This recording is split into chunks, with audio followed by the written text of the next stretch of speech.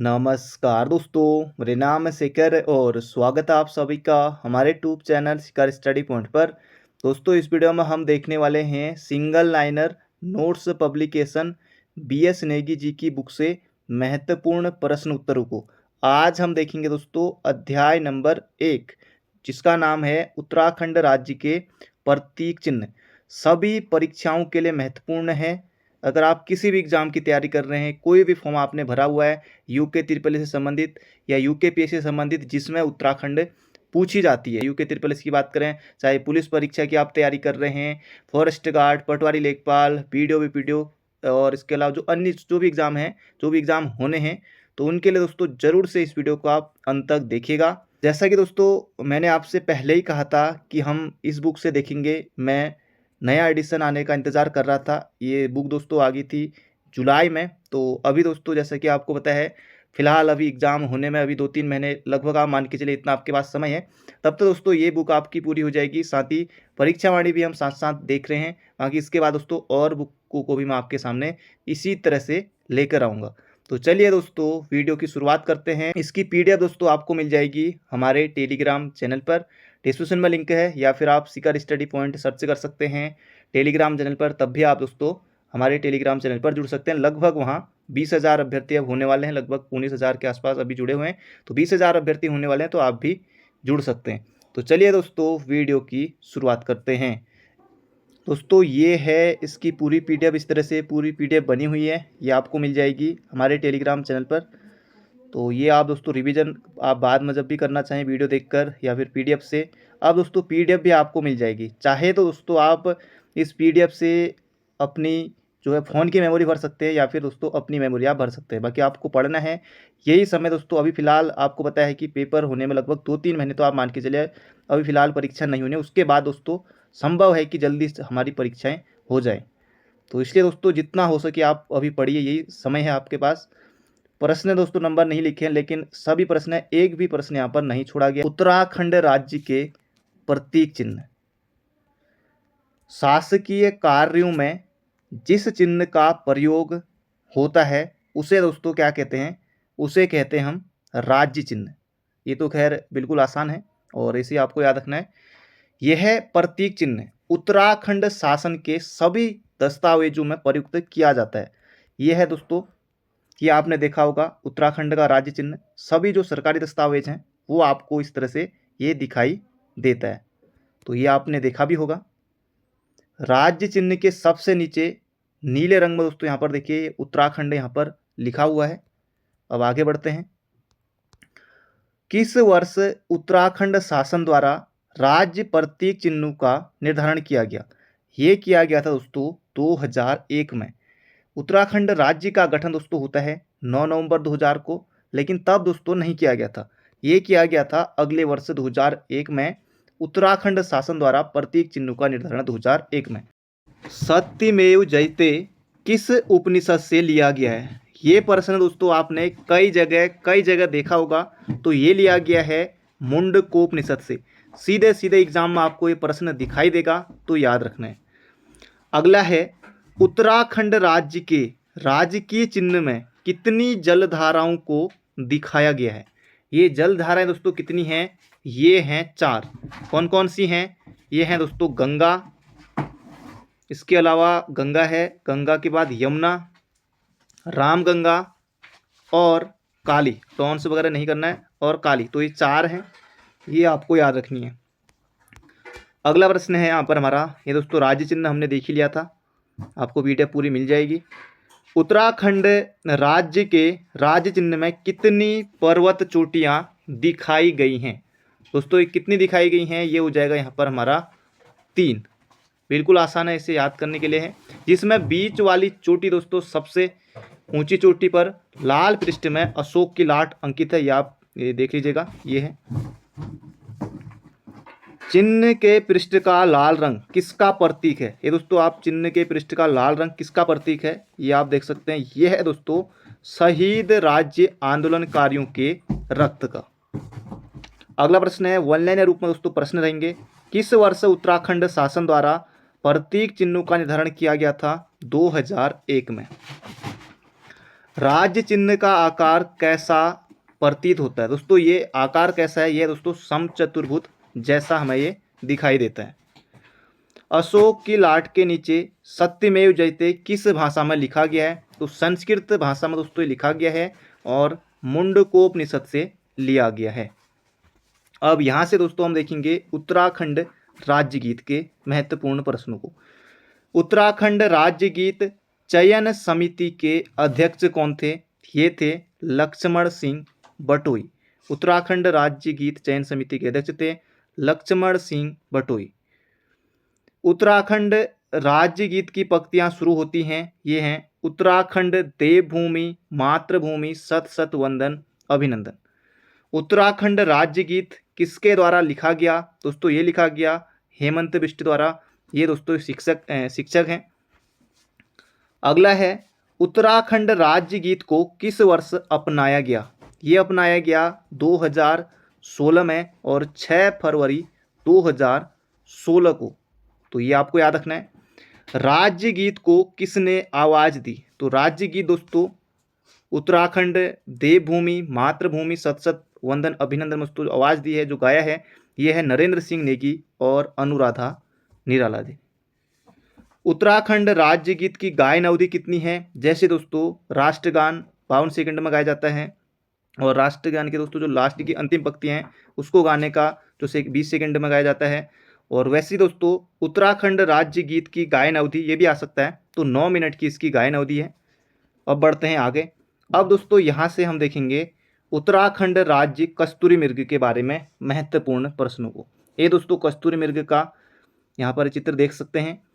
हिमालय का musk deer कहा जाता है, तो ये कहा जाता है कस्तूरी मृग को।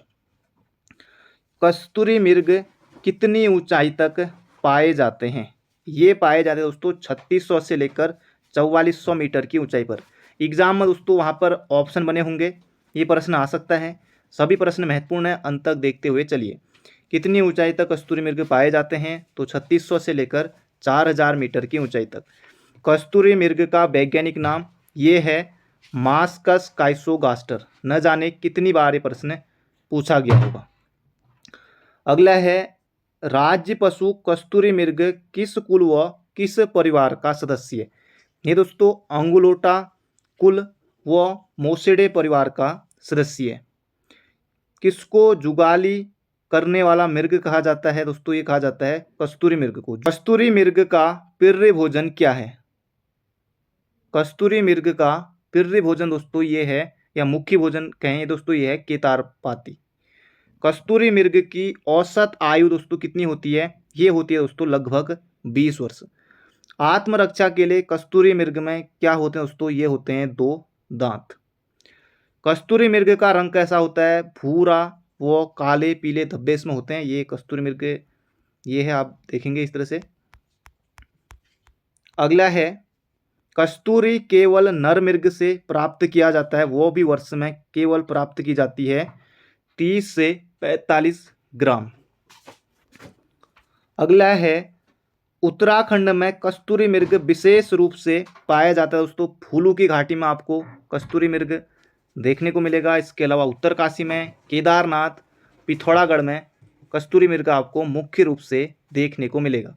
कस्तूरी मृग की विशेषता यह है कि अपना निवास स्थान ये नहीं छोड़ता है और इसकी जो सूंघने की शक्ति है वो बहुत तीक्ष्ण होती है। अगला प्रश्न है, ये जबरदस्त है, सीधे सीधे एग्जाम में आपको दिखाई देगा। राज्य में कस्तूरी मृग के संरक्षण एवं संवर्धन के लिए सर्वप्रथम प्रयास किया गया। ये किया गया दोस्तों 1972 में। ये आपको बिल्कुल याद रखना है। केदारनाथ वन्य जीव विहार की स्थापना दोस्तों की गई थी। कस्तूरी मृग संरक्षण के लिए केदारनाथ वन्य जीव विहार की स्थापना कब की गई? 1972 में चमोली में। वर्तमान में दोस्तों चमोली और रुद्रप्रयाग में है, क्योंकि ये 1972 में ये इसकी स्थापना की गई थी। आपको पता है कि रुद्रप्रयाग बनता है 1997 में। तो ये दोनों जनपद में दोस्तों फैला हुआ है। और क्षेत्रफल कितना है ये आप बता दीजिएगा कमेंट बॉक्स में। अगला है कस्तूरी के प्रकार। तो 3 प्रकार की दोस्तों ये कस्तूरी जो 3 प्रकार की होती है, जैसे नेपाल की कस्तूरी कपिल, कश्मीर की कस्तूरी पिंगल, सिक्किम की कस्तूरी कृष्ण। अगला है किस वर्ष मेहरुड़ी कस्तूरी मृग अनुसंधान की स्थापना की गई। दोस्तों ये की गई 1977 में। अब दोस्तों ये है बागेश्वर में। अब बागेश्वर ऑप्शन में ना रहे तो पिथौरागढ़ है, तो पिथौरागढ़ आप कर लीजिएगा। तो ये प्रश्न कई बार एग्जाम में आ चुका है। तो मेहरुड़ी कस्तूरी मृग अनुसंधान संस्थान की स्थापना होती है 1977 में, ये आपको याद रखना है। साथ ही बागेश्वर में है, और ऑप्शन में ना हो तो पिथौरागढ़ भी आप टिक कर सकते हैं। कस्तूरी का रासायनिक नाम क्या है। कस्तूरी मृग का नहीं दोस्तों, ये है कस्तूरी का, सिर्फ कस्तूरी मृग का जो वैज्ञानिक नाम है, क्योंकि अब इसका कस्तूरी मृग का रासायनिक नाम तो होगा नहीं। तो कस्तूरी का रासायनिक नाम ये है दोस्तों मिथाइल ट्राइक्लोरोपेंटाडेकेनॉल। कस्तूरी मृग का वैज्ञानिक नाम मास्कस काइसोगास्टर। अगला है चमोली जिले के कांचुला खर्क में किस वर्ष कस्तूरी मृग प्रजनन एवं संरक्षण केंद्र की स्थापना की गई। 1982 में। कांचुला खर्क क्या है। कस्तूरी मृग प्रजनन एवं संरक्षण केंद्र, बहुत ज़्यादा महत्वपूर्ण है। अस्कोट वन्यजीव विहार की स्थापना कब की गई। तो ये की गई 1986 में। कहाँ, पिथौरागढ़ में। सीधे सीधे आपको याद रखना है, एग्जाम में बनेगा। और सर्वाधिक मात्रा में कस्तूरी मृग अस्कोट वन्यजीव अभ्यारण्य पिथौरागढ़ में पाए जाते हैं, ये भी आपको याद रखना है। राज्य में वन्यजीव गणना 2005 के अनुसार राज्य में कस्तूरी मृग कितने थे, लगभग 279 थे। खैर एग्जाम में नहीं आएगा। अब बढ़ते हैं आगे। अब दोस्तों यहाँ पर आपको दिखाई देगा उत्तराखंड राज्य पुष्प ब्रह्मकमल। ये है दोस्तों ब्रह्मकमल, इसकी पीडीएफ आपको मिली जाएगी। अब इसकी विशेषताओं के बारे में पढ़ते हैं ब्रह्मकमल की। तो राज्य पुष्प ब्रह्मकमल राज्य के हिमालयी क्षेत्रों में कितनी ऊंचाई में मिलते हैं, ये प्रश्न भी आ सकता है इस तरह से। वहाँ पर आपको जैसे 3600 से लेकर 4400 मीटर ऊंचाई दे दिया, और इसी तरह से फिर बुरांस की ऊंचाई दे दी, वो भी हम देखेंगे। तो इसमें दोस्तों दिक्कत हो सकती है, फिर बच्चे वहाँ पर गलती कर सकते हैं। जैसे ये भी आपने पढ़ाई लगेगा कि 3600 से 44 तो पढ़ा था, तो इसलिए दोस्तों आपको याद रखना है। तो ब्रह्मकमल दोस्तों ये 4800 से लेकर 6000 मीटर की ऊंचाई वाले हिमालयी क्षेत्रों में ये मिलते हैं ब्रह्मकमल। ब्रह्मकमल का फूल किस कुल का पौधा है, ये प्रश्न भी आ सकता है, अभी तक फिलहाल नहीं आया है। तो एस्टेरेसी कुल का पौधा है ब्रह्मकमल। राज्य पुष्प ब्रह्मकमल का वैज्ञानिक नाम बताइए। तो सोसूरिया अब विलेटा, सीधे सीधे आपको याद रखना है। इसके अलावा फेन कमल का वैज्ञानिक नाम ये अभी हम देखेंगे। ब्रह्मकमल को स्थानीय भाषा में क्या कहते हैं, ये कहते हैं कौलपदम। ब्रह्मकमल की अन्य प्रजातियां हैं, ये हैं दोस्तों फेन कमल और कस्तूरा कमल। हिमाचल प्रदेश में ब्रह्मकमल को क्या कहा जाता है, तो ये कहा जाता है दोस्तों दूधा फल, ये प्रश्न भी बन जाता है। इसके अलावा कश्मीर में क्या कहते हैं ब्रह्मकमल को, ये कहते हैं गलगल। और हमारे यहाँ ब्रह्मकमल है, हिमाचल में देखिए दूधा फल वहाँ नाम पड़ गया, कश्मीर में गलगल नाम हो गया। अलग अलग राज्य में दोस्तों अलग अलग नाम इसके हैं। महाभारत के किस पर्व में ब्रह्मकमल को सौगंधित पुष्प कहा गया है, तो ये कहा गया है वन पर्व में, महाभारत के वन पर्व में। ब्रह्मकमल को नेपाल में किस नाम से जाना जाता है, ये जाना जाता है टोपागोला नाम से। अगला है विश्व में ब्रह्मकमल की कितनी प्रजातियां पाई जाती हैं, कितनी प्रजाति पाई जाती हैं, तो ये 210 हैं, ये प्रश्न आ सकता है। उत्तराखंड में ब्रह्मकमल की कितनी प्रजाति पाई जाती हैं, तो ये पाई जाती हैं 24। राज्य में सर्वाधिक ऊंचाई में ब्रह्मकमल की कौन सी प्रजाति मिलती है, तो ये मिलती है फेन कमल की। तो ये भी आपको याद रखना है। किस पुष्प को हिमालयी पुष्पों का सम्राट कहा जाता है, तो ये कहा जाता है दोस्तों ब्रह्मकमल को। ब्रह्मकमल की पौधे की जड़ों को पीसकर उनका प्रयोग किसमें किया जाता है, ये किया जाता है हड्डियों के उपचार में। ब्रह्मकमल का रंग कैसा होता है दोस्तों, ये होता है बैंगनी। ब्रह्मकमल पौधे की ऊंचाई कितनी होती है, ये होती है लगभग 70 से 80 सेंटीमीटर तक। तो परीक्षावाणी में भी आपने ये पढ़ा होगा। अगला है ब्रह्मकमल पुष्प के खिलने का समय, तो कब से कब तक दोस्तों ये अभी खिले होंगे, जुलाई से सितंबर तक दोस्तों ये खिलते हैं। ब्रह्मकमल को महाभारत में कहा गया है, बहुत ज़्यादा महत्वपूर्ण है, और ये कहा गया दोस्तों सौगंधित पुष्प। ब्रह्मकमल किस देवता को चढ़ाया जाता है, भगवान शिव को। केदारनाथ में दोस्तों ये मुख्य रूप से चढ़ाया जाता है। ब्रह्म कमल के पौधे पर दोस्तों एक खास बात यह है कि एक वर्ष में केवल एक ही पुष्प आता है और ब्रह्म कमल का पुष्प लगभग ये आधी रात में अर्धरात्रि में को ही खिलता है। अब दोस्तों बढ़ते हैं आगे। अब यहाँ पर हम देखेंगे उत्तराखंड राज्य वृक्ष बुरांस। तो ये है दोस्तों हमारा राज्य वृक्ष बुरांस। ये आप देखिए बुरांस के पुष्प लगे हुए हैं पूरे पेड़ में। तो अब बुरांस के बारे में हम सब कुछ जानते हैं। उत्तराखंड का राज्य वृक्ष क्या है? तो ये है दोस्तों बुरांस। बुरांस किस प्रकार का वृक्ष है? तो ये है दोस्तों सदाबहार। अगला है बुरांस वृक्ष कितनी ऊंचाई तक पाया जाता है? तो ये प्रश्न भी दोस्तों बनने की संभावना है। 1500 से लेकर 4000 मीटर की ऊंचाई दोस्तों ये मिलता है। बुरांस किस कुल का वृक्ष है? ये है एरिकेसीय कुल का वृक्ष है। हिमाचल प्रदेश में बुरांस को कहा जाता है, ये कहा जाता है बुरांस को। कन्नड़ में बुरांस को कहा जाता है, ये कहा जाता है बिली। बुरांस किन राज्यों का राज्य पुष्प है? बुरांस किन राज्यों का राज्य पुष्प है? बुरांस दोस्तों हमारे यहाँ उत्तराखंड में क्या है? ये है राज्य वृक्ष। हमारे यहाँ राज्य वृक्ष है और यहाँ दोस्तों इनका राज्य पुष्प है, एक तो हिमाचल का और एक नागालैंड का। किस देश का राष्ट्रीय पुष्प बुरांस है? तो यह है दोस्तों नेपाल का। नेपाल को बुरांस में क्या कहा जाता है? ये कहा जाता है गुरांस। तो अलग अलग नाम है। बुरांस फूलों का रंग कैसा होता है दोस्तों? फिलहाल एग्जाम में नहीं आएगा, याद रखिए। अभी आपको मैंने दिखाई दिया है, तो चटक लाल होता है। कितने ऊंचाई पर सफेद रंग के बुरांस पाए जाते हैं? लगभग दोस्तों जब आप जाएंगे 11,000 फीट की ऊंचाई के आसपास तक, तब आपको देखने को मिलेंगे सफेद रंग के बुरांस। अगला है राज्य वृक्ष बुरांस में फूल खिलने का समय। दोस्तों ये है फरवरी से लेकर अप्रैल के बीच में बुरांस में फूल खिलते हैं। अगला है बुरांस वृक्ष को किस वर्ष सुरक्षित वृक्ष घोषित किया गया? बहुत ज़्यादा महत्वपूर्ण है, सीधे सीधे दोस्तों एग्जाम में बनेगा। ये किया गया था 1974 में। 1974 में अभी आएगा कि मोनाल को वन्यजीव संरक्षण अधिनियम 1972 के तहत आ रहा नीचे से उत्तराखंड का राज्य पक्ष मोनाल। अब इसके बारे में जानते हैं। तो बुरांस को आपको याद रखना है, बुरांस वृक्ष को किस वर्ष सुरक्षित वृक्ष घोषित किया गया? 1974 में। अगला है भारत में सर्वप्रथम बुरांस की खोज कहाँ हुई थी? ये हुई थी श्रीनगर, पौड़ी गढ़वाल में नहीं है, श्रीनगर JNK। अगला है उत्तराखंड का राज्य पक्षी मोनाल। तो ये है दोस्तों मोनाल, कुछ इस तरह का मोनाल दिखाई देता है। यह है राज्य पक्षी मोनाल। अब मोनाल के बारे में जान लेते हैं। उत्तराखंड का राज्य पक्षी है। कई बार दोस्तों उत्तराखंड का राज्य पक्षी है 1 नंबर के लिए उत्तराखंड के प्रथम मुख्यमंत्री, प्रथम राज्यपाल, प्रथम विधानसभा अध्यक्ष, प्रथम मुख्य न्यायाधीश, इसके अलावा राज्य खेल। तो ये दोस्तों लगभग आते हैं, जैसे 40 क्वेश्चन उत्तराखंड के आते हैं, तो 4-5 क्वेश्चन दोस्तों इस तरह के बिल्कुल आसान ये भी आते ही आते हैं। इनमें आपको गलती नहीं करनी है। हिमालय का मयूर कहा जाता है? तो ये कहा जाता है मोनाल को। मोनाल पक्षी को कहा जाता है हिमालय का मयूर।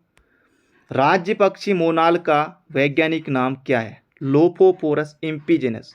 सीधे सीधे आपको याद रखना है, एग्जाम में दिखाई देगा दोस्तों। ये मोनाल पक्षी किस ऊंचाई तक मिलती है? तो ये दोस्तों मिलती है 8,000 से लेकर 20,000 फीट की ऊंचाई तक। या दोस्तों आपने बुक में देखा होगा कि 2500 से लेकर 5,000 मीटर की ऊंचाई वाले क्षेत्रों पर भी ये मिलते हैं, और फीट में यहाँ पर लगभग 8,000 से लेकर 20,000 फीट की ऊंचाई पर मिलते हैं। कहीं कहीं मीटर में भी दे रखा है बुक में, 2500 मीटर से लेकर 5,000 मीटर की ऊंचाई वाले क्षेत्रों में ये मिलते हैं। मोनाल को स्थानीय भाषा में क्या कहा जाता है? तो ये कहा जाता है मनियाल या मुनाल। अगला है मोनाल की अन्य प्रमुख प्रजातियां कौन कौन सी हैं? डपेलस, स्केलेट्री, ल्यूरी तथा ल्यूफोफोरेंस। तो ये 4 दोस्तों प्रजातियां हैं। मोनाल को कश्मीर में कहते हैं? तो कश्मीर में मोनाल को कहते हैं सुनाल, और हिमाचल प्रदेश में मोनाल को कहते हैं नीले गुरु। मोनाल को सिक्किम में क्या कहा जाता है? तो ये कहा जाता है दोस्तों चामदोंग। और नेपाल में क्या कहा जाता है मोनाल को? ये कहा जाता है डंगन। और मोनाल को भूटान में कहा जाता है बुप। तो ये भी आपको याद रखने। मोनाल का प्रिय भोजन या मुख्य भोजन दोस्तों ये है आलू। अभी कस्तूरी मृग का हमने देखा था, वो था केदारपाती। अगला है किस वर्ष राज्य के वन्य जीव बोर्ड द्वारा पहली बार मोनाल की गणना कराई गई थी? ये कराई गई थी सन 2008 में। हिमालयी पक्षियों का सिरमौर कहा जाता है, ये कहा जाता है मोनाल को। 2008 तक राज्य में कुल मोनालों की संख्या कितनी थी दोस्तों? ये भी बुक में दिया गया है। जब राज्य के वन्य जीव बोर्ड द्वारा पहली बार 2008 में मोनाल की गणना कराई गई और 2008 में दोस्तों लगभग मोनालों की संख्या 919 थी। अब दोस्तों यहाँ पर हम देखते हैं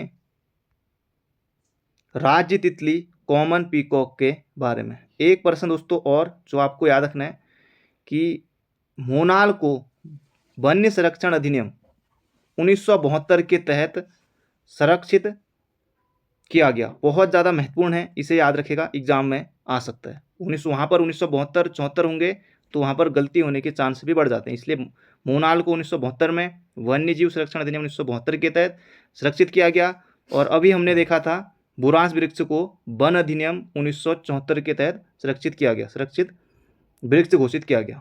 अब यहाँ पर देखिए दोस्तों राज्य तितली कॉमन पीकॉक, तो इस तरह से दोस्तों कुछ दिखाई देती है हमारी राज्य तितली कॉमन पीकॉक। ये है सबसे पहले दोस्तों है कॉमन पीकॉक का वैज्ञानिक नाम आपको बताना है, बन सकता है एग्जाम में पेपिलियो वाइनर। अभी तक दोस्तों एग्जाम में नहीं आया है, 2016 के बाद से हो सकता है आने वाले एग्जाम में ये प्रश्न भी आपको दिखाई दे। कॉमन पीकॉक का वैज्ञानिक नाम है पेपिलियो वाइनर। अगला है किस वर्ष लिम्बा बुक ने कॉमन पीकॉक को भारत की सबसे सुंदर तितली का खिताब दिया था? ये दिया था 1996 में।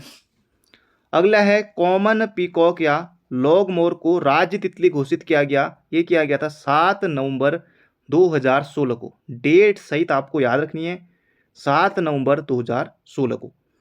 कॉमन पीकॉक हिमालयी क्षेत्रों में कितने ऊंचाई में पाए जाते हैं दोस्तों? ये पाए जाते हैं लगभग 7000 फीट की ऊंचाई पर। राज्य तितली कॉमन पीकॉक का जीवन काल दोस्तों लगभग होता है 30 से लेकर 35 दिन। किस पेड़ पर कॉमन पीकॉक अंडे देती है और उसी की पत्तियां खाती है दोस्तों? यह है टिमरू के पेड़ पर। देहरादून के लच्छीवाला में किस वर्ष बटरफ्लाई पार्क खोला गया था? तो ये खोला गया था दोस्तों 2016 में। 2016 में देहरादून के लच्छीवाला में बटरफ्लाई पार्क ये खोला गया था। अब दोस्तों यहाँ से हम देख लेते हैं उत्तराखंड वाद्य यंत्र ढोल। दोस्तों ये देखिए यहाँ पर ढोल है, इसको क्या कहते हैं दोस्तों? ये कमेंट बॉक्स में बताइएगा जो यहाँ पर है। तो ये दोस्तों ढोल है, देखिए उत्तराखंड का राज्य वाद्य यंत्र है दोस्तों, ये है ढोल। भंडारी कमेटी की सिफारिश पर किस वर्ष ढोल को राज्य वाद्य यंत्र घोषित किया गया? ये किया गया था 2015 में योगेंद्र भंडारी कमेटी की सिफारिश पर। किस वाद्य यंत्र को मंगल वाद्य यंत्र के नाम से जाना जाता है? तो ये जाना जाता है ढोल को। ढोल से निम्न प्रकार की ताल बजाई जाती है, जैसे नौबत या निमती, रहमानी, बड़े। प्रातः काल में ओजी जाति के लोग 22 प्रताल में बजाते हैं नौबत ताल को।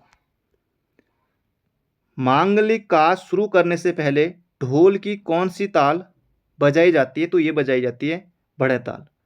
और आईने अकबरी में दोस्तों ढोल का भी वर्णन मिलता है, ढोल वाद्य यंत्र का वर्णन मिलता है आईने अकबरी में। बहुत ज़्यादा महत्वपूर्ण है, आईने अकबरी में ढोल वाद्य यंत्र का वर्णन मिलता है। अब यहाँ पर दोस्तों नोट में दिया गया है ढोल उत्तराखंड का पारंपरिक वाद्य यंत्र है जिसका उपयोग देवताओं के जागर, शादी ब्याह और समस्त मांगलिक कार्यों में किया जाता है। ढोल का निर्माण तांबे या साल की लकड़ी से किया जाता है। इसमें बाई पुड़ी पर बकरी की पतली खाल, ये बाकी विशेषता दी गई है, आप पढ़ लीजिएगा। राज्य में ढोल सागर के ज्ञाता दोस्तों कौन है? उत्तम दास है, ये मैंने अभी आपको बताया था। इसके अलावा आईने अकबरी में भी ढोल वाद्य यंत्र का वर्णन मिलता है, ये भी आपको याद रखना है। उत्तराखंड का राज्य खेल है, ये प्रश्न में दोस्तों कई बार आ चुका है, ये है फुटबॉल। और किस वर्ष फुटबॉल को उत्तराखंड का राज्य खेल घोषित किया गया? ये किया गया था 2011 में। उत्तराखंड की पहली राजभाषा कौन सी है दोस्तों? ये है हिंदी। दूसरी राजभाषा कौन सी है? ये है संस्कृत। संस्कृत को द्वितीय राजभाषा कब घोषित किया गया? 2010 में। ये प्रश्न भी दोस्तों कई बार एग्जाम में आ चुका है। हिमाचल की भी दूसरी राजभाषा कौन सी है? वो है संस्कृत। दोस्तों ये थे आज के हमारे महत्वपूर्ण प्रश्न